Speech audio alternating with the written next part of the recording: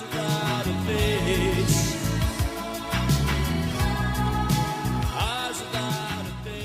Hello and welcome to the last of our videos. This particular topic is near and dear to my heart. It's what I do. So I'm going to talk a little bit about the facial reproduction techniques that we use in forensics. And I can tell you this, less than a decade ago, these techniques were considered the last-ditch effort. I mean, literally, these were right along the same lines as people going to a psychic in the field.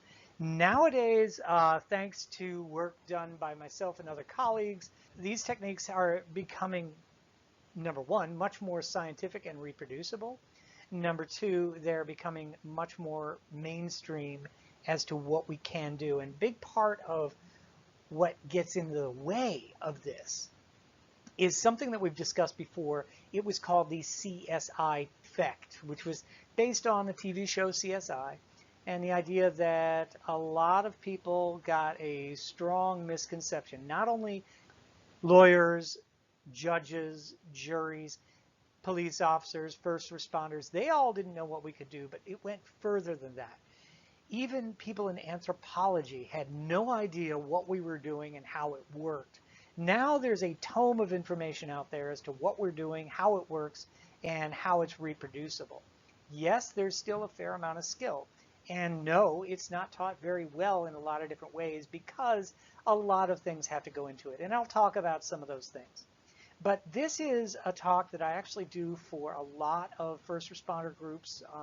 I've done it for anthropologists as well as people involved in mortuary science, including medical examiners, et cetera, et cetera. I've done this talk for a lot of people in a lot of different places, including other countries, talking about what we do. There is a lot of misconception as far as what we can and what we cannot do with facial reconstruction. So I'm going to go through some of those and explain this to you as best I can. All right, first of all, first and foremost, the biggest one that people run into is they see on TV that a really quick reproduction is done, usually within about a day, by the main protagonist, be it Bones or CSI or any of the other shows. And they come up with a perfect spitting image of the individual, down to their hairstyle, their makeup, the way they wear their clothing, et cetera, et cetera. It's absolute bunk. What? The problem is, first of all, it requires a lot of training, more training than people realize, because not only are we trained in science and the medical use of anatomy, we also have to fully understand artistic anatomy.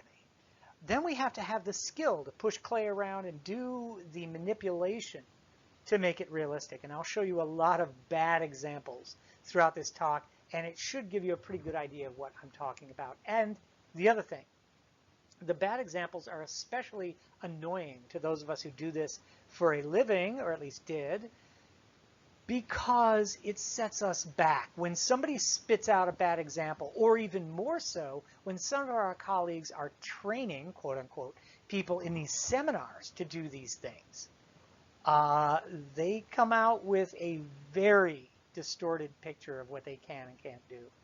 All right, let me explain to you how these things work. First of all, on TV, this is what first attempts look like. It's nonsense. This is done by somebody who is very skilled. She's been doing it for literally 30 years. And we, in forensics, would take it to the third stage. What I'm talking about is here.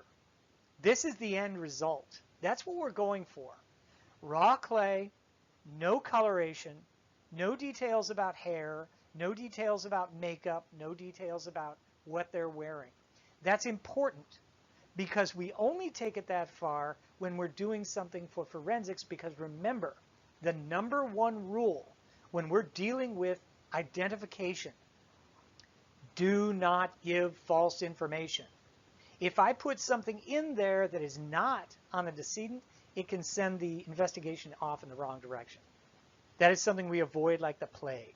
So we would never take it to this next step, except when we are doing for a museum, which I've done, a lot of us have done, we will take it this next step to finish it out, to make it look human, make it look real.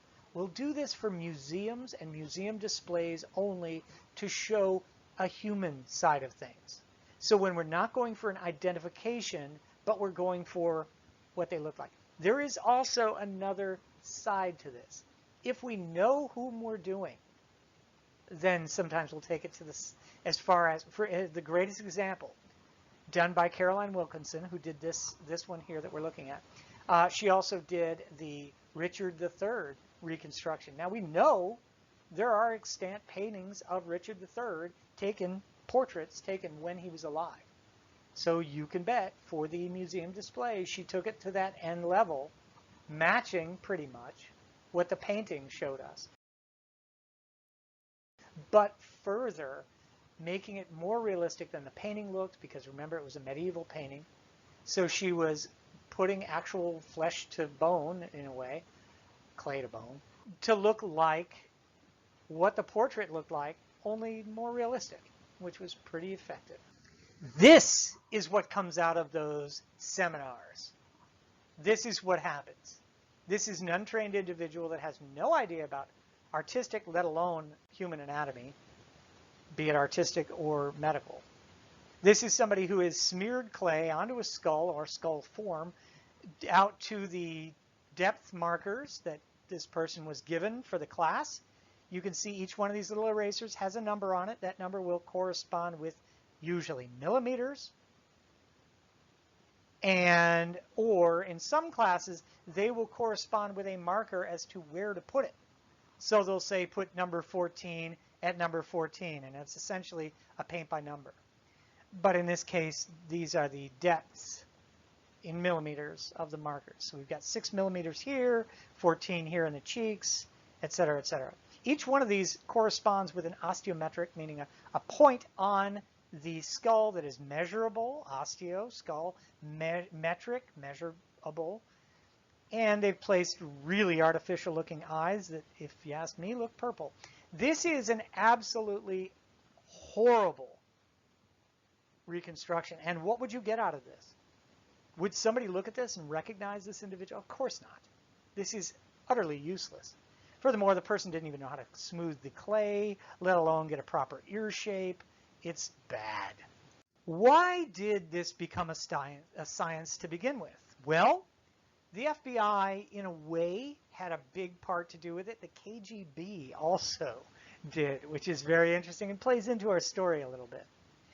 The forensic methods were first developed by the KGB, by kind of extension, in the Soviet Union under a person named Mikhail Gerasimov. Gerasimov realized the usefulness of using the skull as a base. Basically, the skull becomes the armature for a sculpture. And then he would build it up bit by bit, musculature, all of it, built up based on the asymmetry of the skull itself.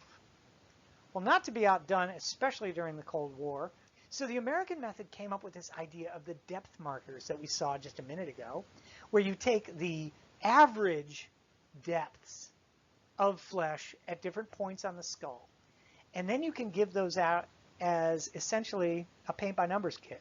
And then you just fill in between the depth markers with clay. The idea there being you can get a quick reconstruction. It still uses the skull as the framework, as our armature. So it still will have a little bit of that humanity to it. The problem is it doesn't have enough. The other problem is you just need training. You have to understand the underlying structures of the face to really work that through. Next came something called the Manchester method.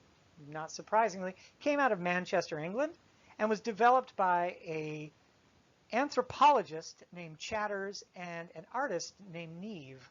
Neve and Chatters got together and started looking at what Gerasimov pulled off and what the American government was pulling off, and said, you know what, there are benefits to both of these.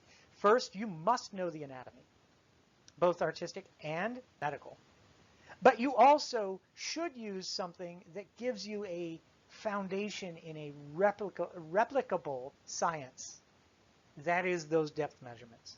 So they use the best from both worlds. They basically use the muscles and all of the underlying anatomy and the depth markers and made a system that we still use today. There are computer methods. The problem with the computer methods is, just like the lattice work thing, they're too simplistic, certainly at this point. There are better ones and worse ones, but I'll tell you right now, they're all coming out more or less looking like mannequin heads. This does not give you an individualized face. Instead, this gives you a very typical face, based still on the skull structure, so there is some promise here.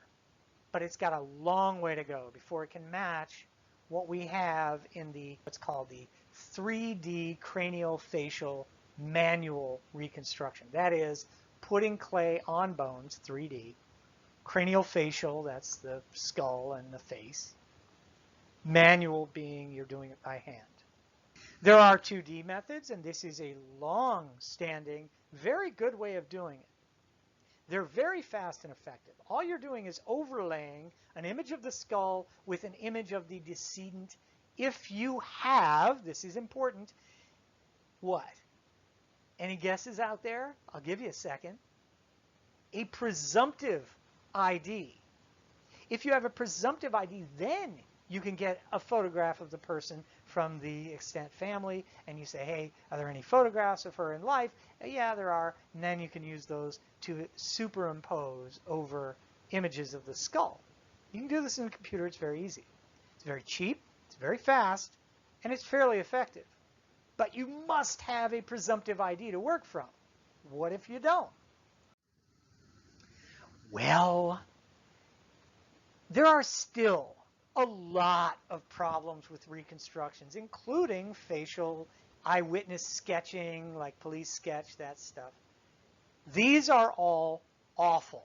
Here we have 3 so-called police sketch style, which completely lack realism in any way.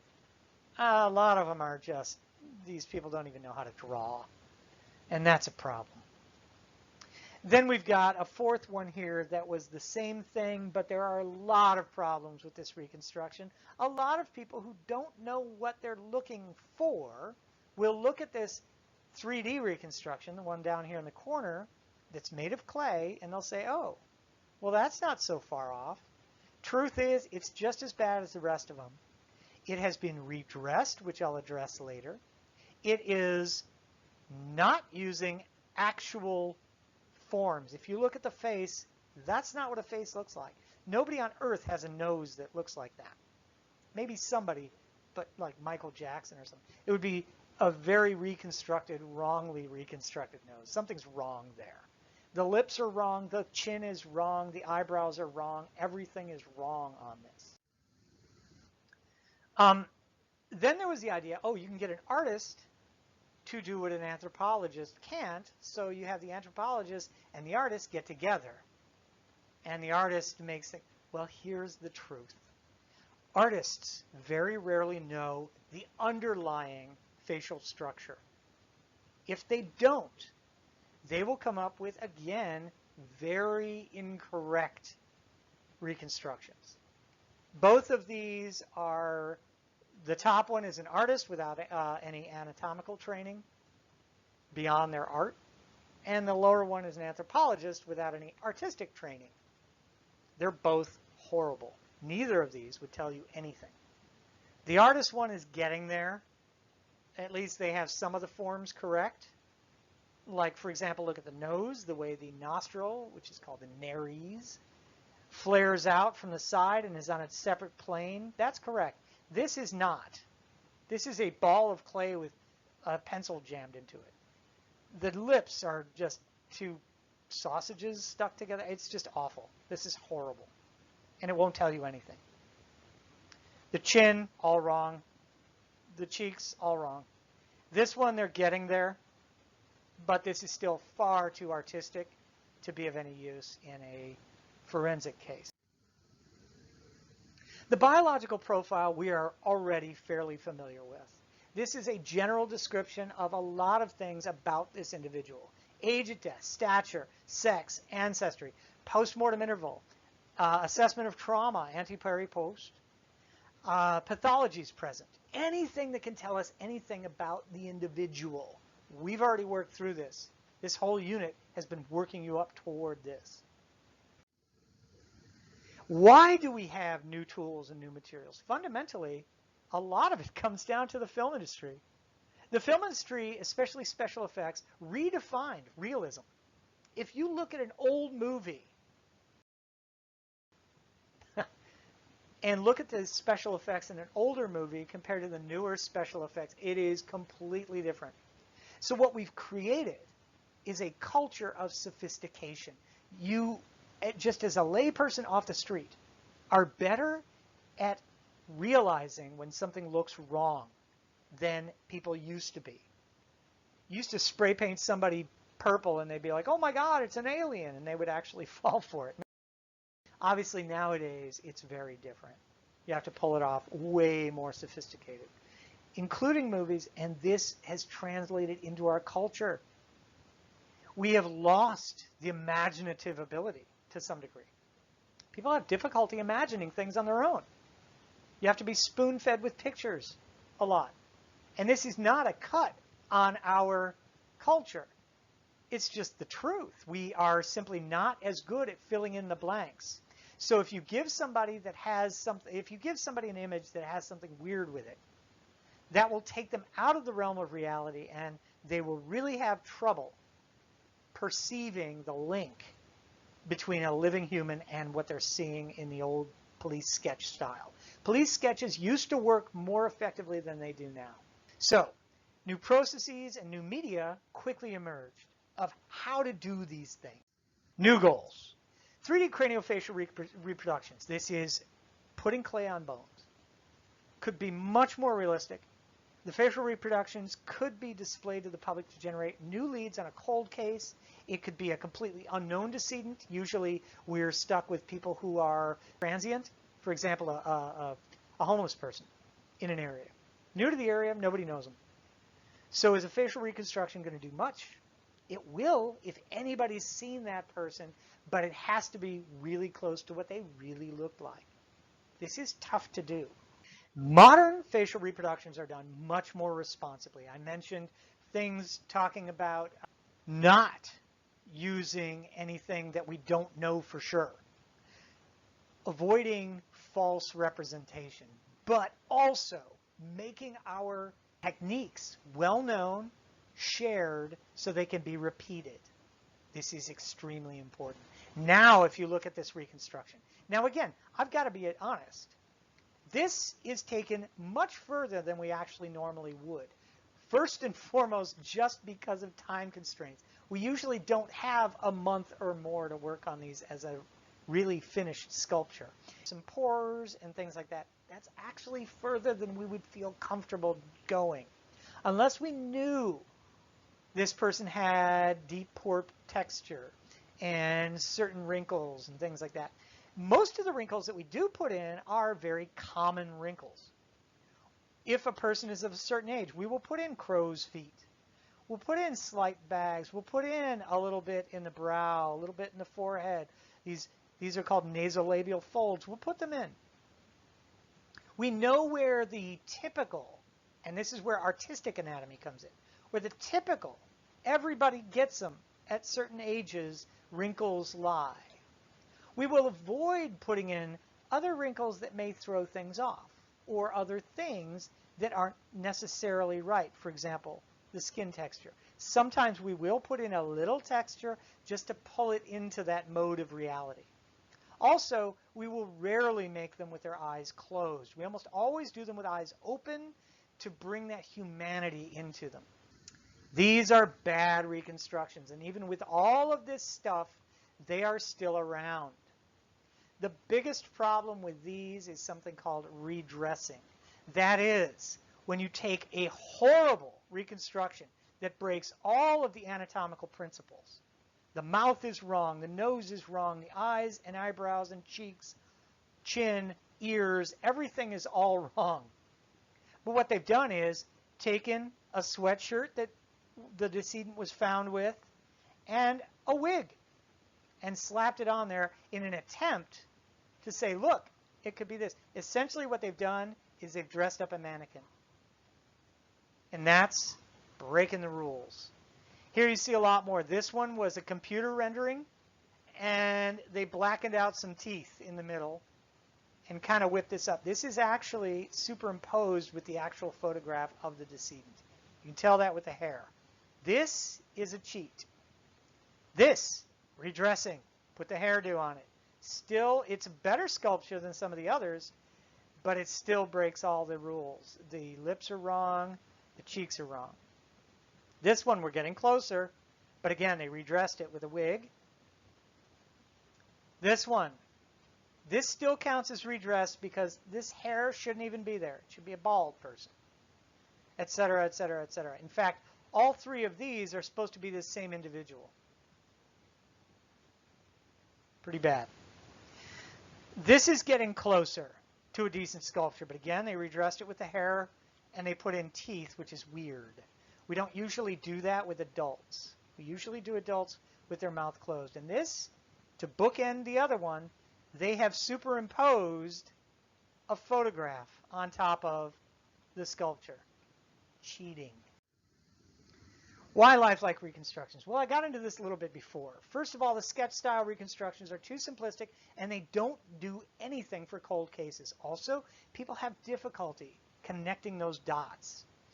The more lifelike, the higher the chances of garnering an ID from the public, as long as we don't go that extra step and add in details that we don't know for certain belong to that individual. Non-osteologists can recognize the face. It's a visual representation of a biological profile. So what we're doing now is opening up the potential of recognition from just people who are anthropologists, osteologists, or forensics workers into the entire lay public. If the whole public can get involved, you now have a much higher chance of getting a recognition. Skin depth variability, this is something people often ask, so I'll just hit it right before you ask it. Tissue depth variability is very little. Less than 0.5 millimeter between populations, meaning I can take an Eskimo and I can take a Sub-Saharan African and I can check their skin depths at, let's say, an osteometric point like Terion, and I can compare them. They will be off by less than 0.5 millimeter usually, unless this person is extremely obese or extremely emaciated, meaning very, very thin. If you get fat, your friends will still recognize you. They'll be like, wow, Chad got fat. Get in my belly! That's it. You still look like you. And that is down to the fact that your skin depth does get thicker when you get fat and does get thinner when you get really skinny.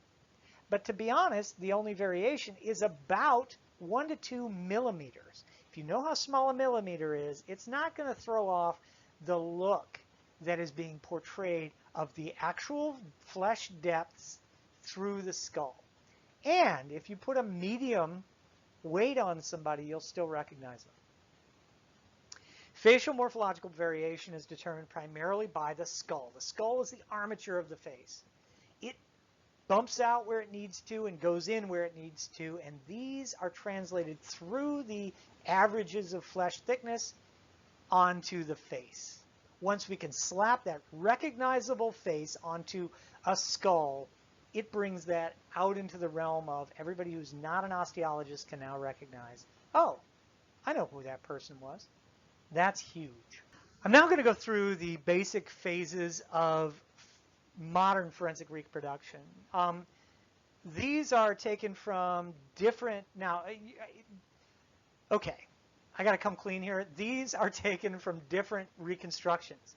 They're all ones that I have done, but they're different reconstructions, so you're going to see very different faces used in different phases of this. It's mostly because I often forget to take photographs when I'm supposed to, so I don't take them all the way through the process. So to put together all 5 phases, I will probably use different individuals. And there's a couple cases where I show you a slightly different one just because I want to show you an age difference. Okay, phase 1 is cast and repair the skull if necessary. That's if pieces are broken or damaged. We usually will make a cast of the skull, meaning we'll make a mold, cast it up so that we don't have to do anything to the actual skull. Then we'll repair that part of the skull, usually using the opposite side as the mirror of that. We'll do it as best we can and as cleanly as we can. Next, we often, depends on who you're talking about. Some people will put in artificial eyes that they buy off the shelf, or even, I don't know, beads or something. Most of us, though, create our own eyes to make them very realistic. Eyes are very important. They bring people into that realism thing. So I make my own eyes. A lot of other people do. We then build up the nasal shapes. This is based on some very good, very broad literature, which has been covered a lot, and I'll talk a little bit about that. We then place muscle tissue, and then finally we lay on the epidermal layer and put in a little bit of skin texture, but we rarely go too far. Let's look at some pictures. First thing is we take the original skull if we can, if we're allowed to, if DNA has already been pulled, if there is nothing that it will be damaged from. We do not damage the skull. We never will, never can. Different jurisdictions will allow us to either sculpt directly on the skull. Oftentimes we may have to cover the skull with some like tin foil or, I don't know, masking tape, all kinds of different things that will not harm the skull or damage it in any chemical way to cause problems with DNA or other things. If it has suffered trauma, post-mortem damage, or anything, we will then fix those parts as best we can. If we have to, we may have to make a cast. If we are doing a cast or mold of the skull, this is a typical silicone mold. This was done of this is actually a Neanderthal kid, or a possible hybrid kid, a Lepedo child. This is from a museum in Portugal. We'll take a cast. So I made this mold. This is a silicone mold, 2-part.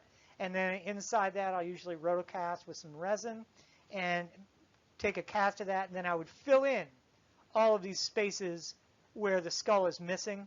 We'd build that up to the proper height and depth and everything like that. This is a cast of yet another skull. This is one from another museum piece that I had done. Again, this is a pre-human hominin, but it gives you the same idea. This one we had to cast because it was missing a significant portion of the brow ridge and the nose, so we had to rebuild that. We usually use similar complete skulls if we have to compare, especially with some pre-human hominin, but a human one, we usually know fairly well how to rebuild the missing parts. Okay, so most of the time, no rebuilding is necessary. In these cases, we really look for dentition that will occlude. This is where the upper teeth and the lower teeth actually can meet, therefore hold the skull at the right angle for what it was in life. This can change if the person was edentulous. Now this one, we can see the crypts are still there, the sockets are still there. Most of these teeth were lost post-mortem, so it's very important that this person's face is held in the right position. There are some tricks to hold the skull in the right position, even if all of teeth have been gone. As I mentioned before, these are the eyeballs. These are some of the ones that I create. We do them as realistically as possible, but we also choose a neutral color. This neutral color, it is brown, but it's a light brown, and the key is most of the time when we release photographs of these reconstructions, we will do it in a black and white format. That's intentional. That's so that we don't put in any false coloration ideas into the people who are going to look at it. For example, I'm not going to make blue, green, or any other color eye if I don't know that that individual had those colored eyes. Obviously, the eyes aren't retained in a skull. So in this case, I will pick a neutral color that won't change much in the black and white photograph that we release. Creating the eyes and place them into the sockets. Now, there is a fair amount of literature as to the correct placement of the eye in the orbit.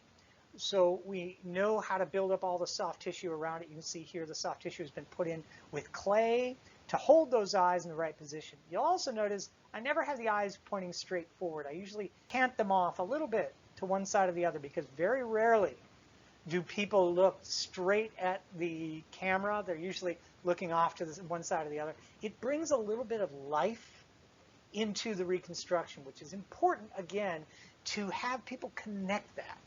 It also pulls at heartstrings to some degree, and people will go, oh, I want to know who that person was.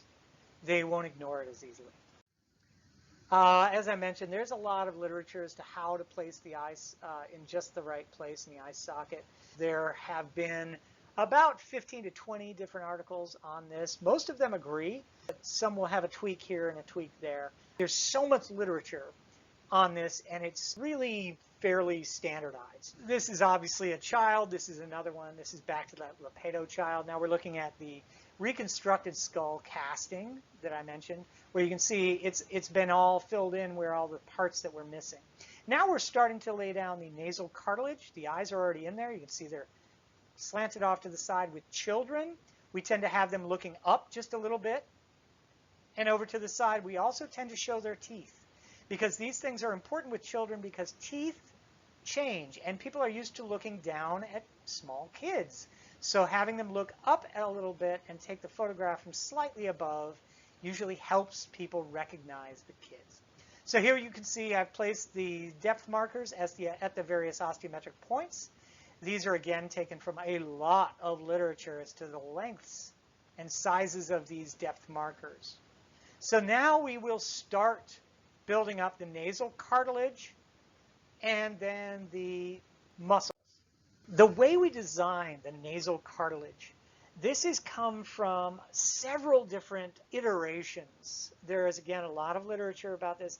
By far the best one and the easiest one to use in a three-dimensional format is this one. Actually, it's kind of difficult to put into practice, and it looks very confusing. But the truth is, there is a very, very good way to work out the shape of the external nose based on the bony morphology. This comes from Ubelacher. He developed this really started the development in it in the late 90s, mid 90s really. And by 2002, it was pretty much nailed down. So we now have a really good, and again, since then, there's been a few little bits of literature that have come out that help in one way or another to develop this a little further. There's other aspects to it that we've developed fairly well too. But again, there's a lot of literature on this. So we can reproduce this, and that's the important part. That's when we get into science and out of art, and that's important. This is some of that later literature. This is talking about where the nostrils will land. These are the nares based on the aperture, the nasal aperture. That's the hole in the skull where the nose goes. We now can work out where and what shape the nares, which are those of the nostrils, the outside flare of the nostrils, how they sit and why those will sit that way. The other thing is up here, we can work from the shape of the nasal bones and the shape of the nasal spinale, which is the nasal spine down here at the base, somewhat into the teeth, and I'll talk about that in a minute. We'll all have a play on the shape of the nose. This also goes into when we're talking about an age difference. We can see a nose could age, but children's noses tend to fall into this category, very, very flat, very, well, childlike. They're kind of a pug nose, very typically. Okay, clearly we are, again, doing the pre-human hominin here. This is not what a normal human's musculature would look like, but this is one of the best pictures I had to show you the musculature buildup and how much detail we go into, something that's going to be completely covered up in the final stage. This is why we have to know the anatomy.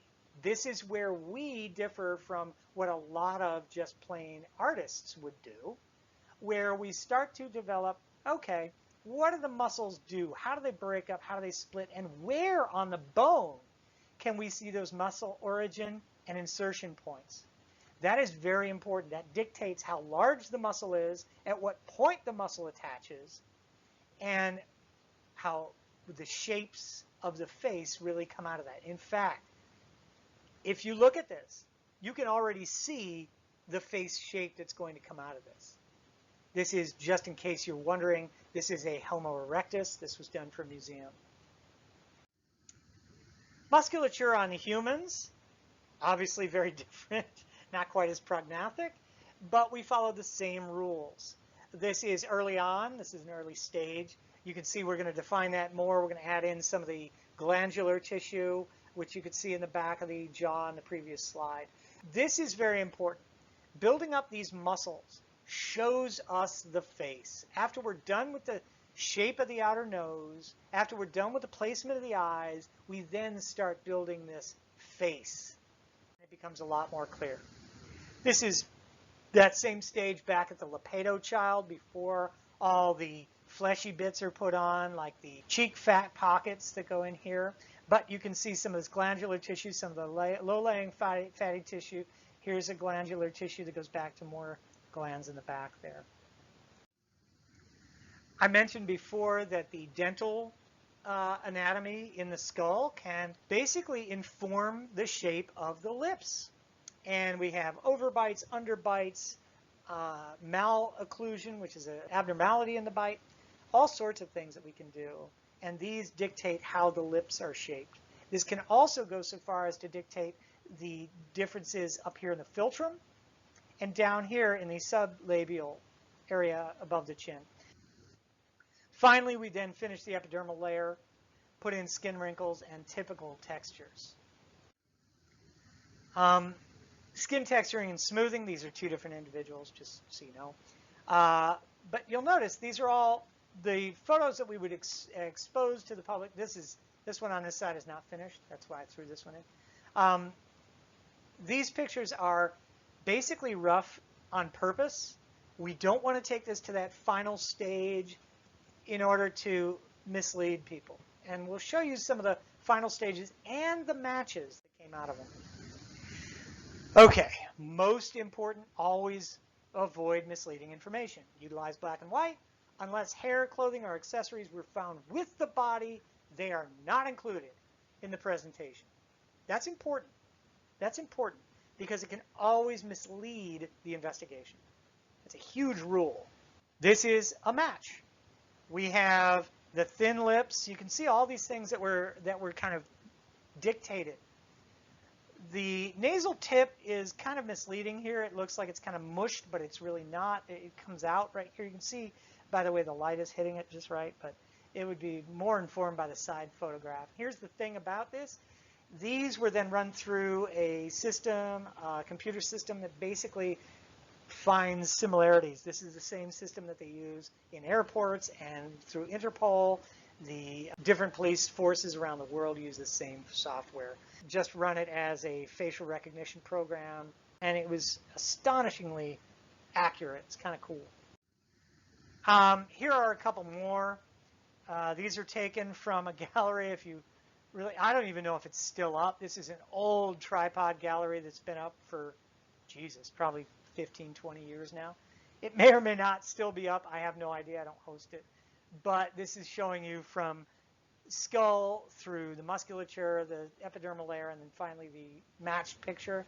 These are only the matches that came out. The program had a pretty good run. We had about 29 matches out of 35 attempts, so it was pretty good. I think we could have done better with more time. Benefits of reconstruction in forensics is obviously we can recognize an unknown body. We can find the family of the decedent once we have. It gives us, fundamentally, facial reconstruction gives us the ground base to develop a presumptive identification. And if we can get that presumptive identification, then we can start going in and saying, hey, you're the closest kin. Does this look familiar? Is this him? Did that person happen to move to Arizona in 1994 and, you know, were they homeless there? Did you hear from them? Do you know what's going on? And 90% of the time it worked. The family decedent to find closure, the ability to narrow down suspect lists in some cases, and it can lead to closure in a lot of these cold cases, which is amazingly useful. In fact, if we have a presumptive ID, the discovery of the killer in a lot of forensic cases can happen, which cannot happen if we do not have any form of ID of the decedent. That's the first step. Finally, I want to point out how to recognize bad reproductions. This is important. If they need to be dressed or redressed to be identifiable, it's garbage. It's useless. You might as well just put it on a styrofoam wig head. If the proportions don't look human, or if they look wrong, they're not right. We are experts at recognizing what looks right when we see a human face. In fact, we're so good at it, we've been doing it literally every second of our waking lives since we were infants. So we're all pretty good at it. If the features are misshapen or don't look right, it's not right. And if it's not right, don't use it. Don't even look at it. It's done wrong by somebody who doesn't know what they're doing. Well, I have to say, it's been a pleasure. Thank you guys for being part of this class, and I hope you got something out of it.